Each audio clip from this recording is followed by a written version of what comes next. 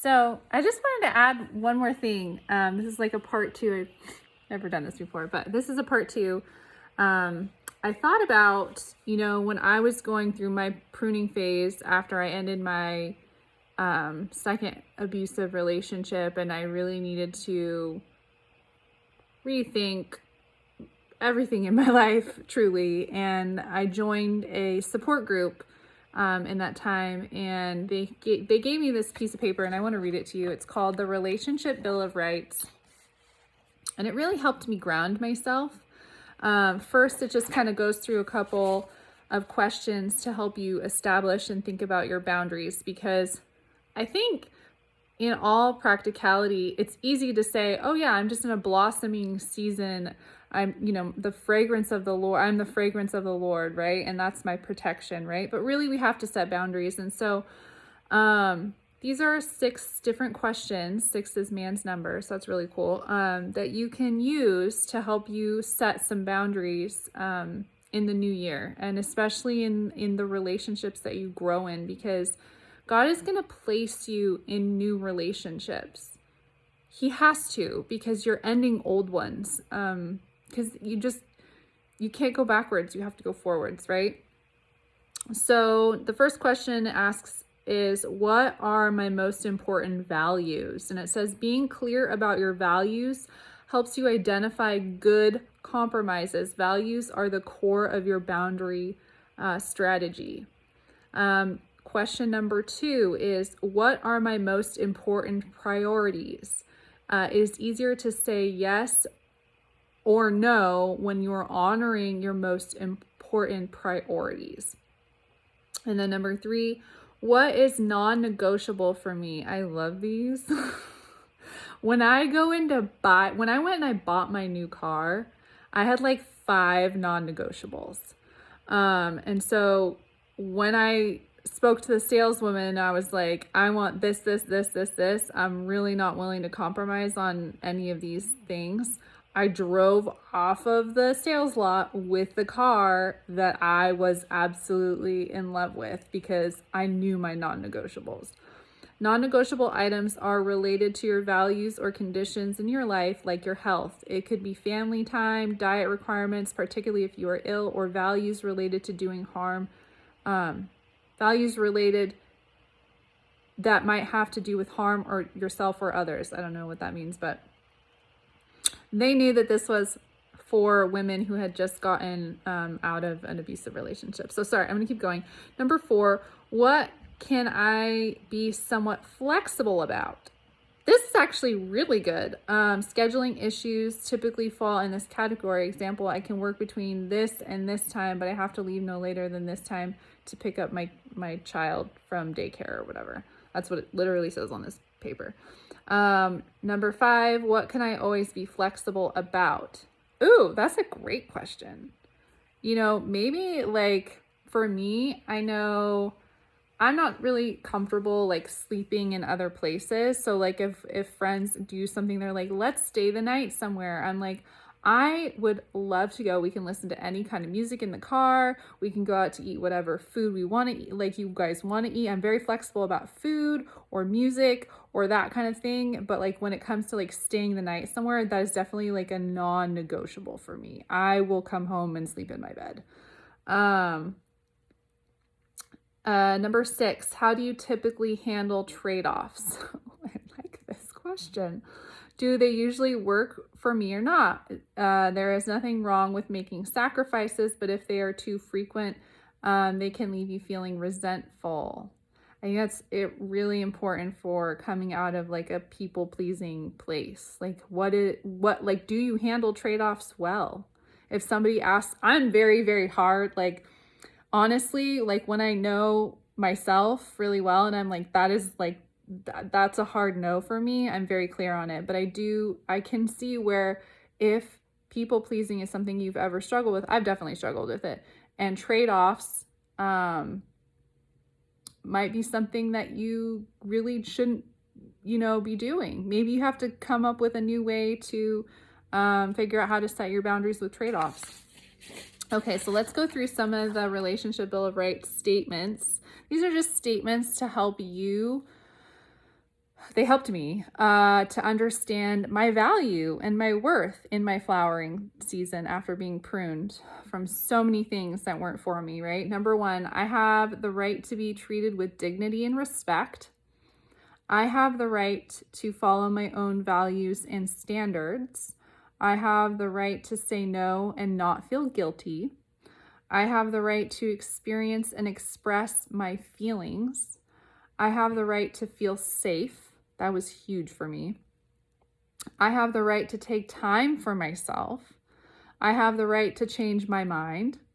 That was a really big one also because of the past abusive relationships that I had been in, especially the first one where he was very manipulative over me. And if I changed my mind, I felt like not only did I have to argue with him, but I had to argue with myself because he would just leave me and abandon me all the time and cheat on me. And so I was like, well, I guess I don't have room to change my mind because he's just going to leave me. I have the right to ask for what I want. Yes, I have the right to ask for information or questions for clarity. I loved that when I knew that I could go back to somebody after having a conversation with them and maybe I walked away and I felt like I didn't really feel good about this, or this. And then instead of reacting to it, I just went back and I just went, you know what? I have a question for clarity about this. What did this mean when you said this? That's like super huge. I have the right to make mistakes. I have the right to because we're human. I have the right to less than I am humanly capable of doing. I have the right to leave conversations with people who make me feel put down or humiliated. Absolutely. Walk away if that is not leading to anything good. You can be like, no thing, especially with family, and maybe family has been hard, very hard on you. I know that there were a couple times that my mom wanted to continue arguing with me, and I was just like, no, you know what? I'm good. I'm calm here and I'm going to walk away. This is not helping you and it's definitely not helping me. I have the right to be me and I feel good about myself. I have the right to act only in ways that will promote my dignity and self-respect. I have the right to feel scared and say, I am afraid.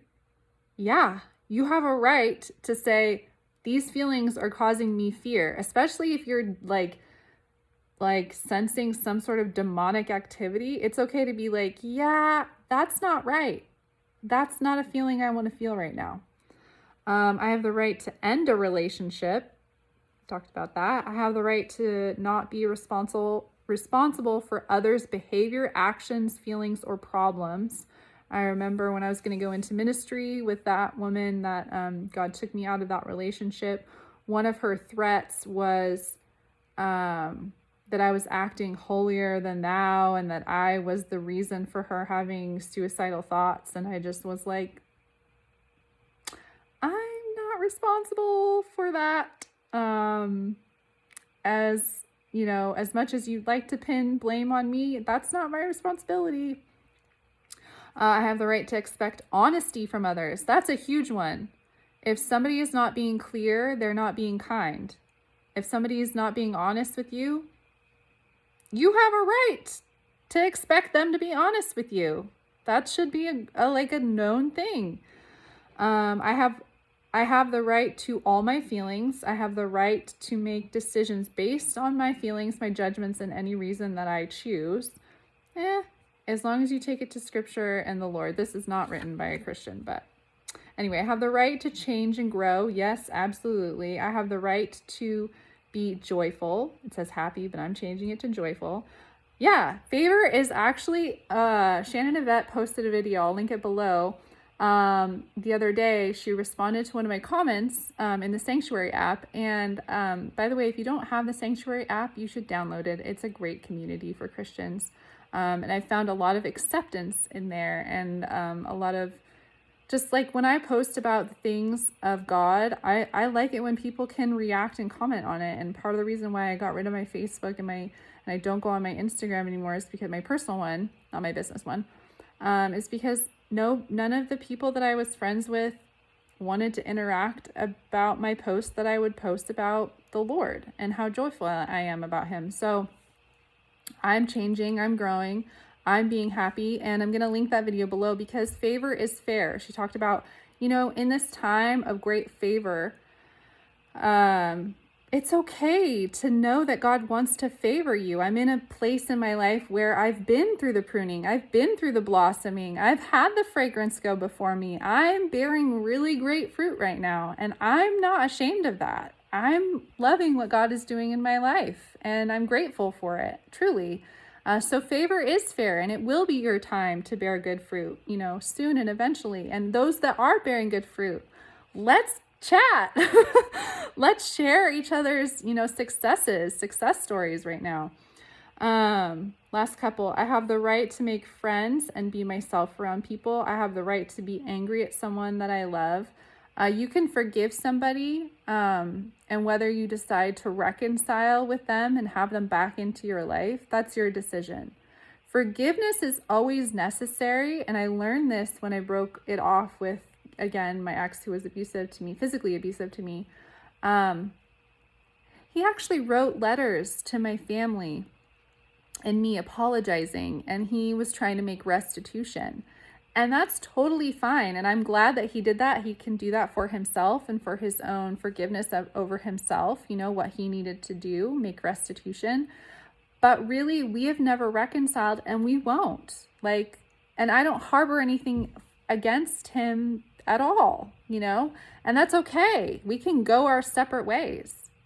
I'm not mad at him, really. I'm just deciding not to have him in my life. So you have the right to not reconcile with people. I recommend forgiving, because that's a part of, if you don't forgive, that is definitely a sin in your life. And you don't want to hold on to that unforgiveness, because it will delay you in your path. And the last one says, I have the right to both experience and let go of fear, guilt, and shame. Absolutely. Absolutely, you guys. For God did not give us a spirit of fear, but of power and of love and of a sound mind. So that's really that. And I just wanted to share it, and just hope that helps, and comment below if you would like more information. And very, very soon, I will link my website that you can go on and schedule some prophetic counseling with me. And I love you guys very much. Take care. Bye.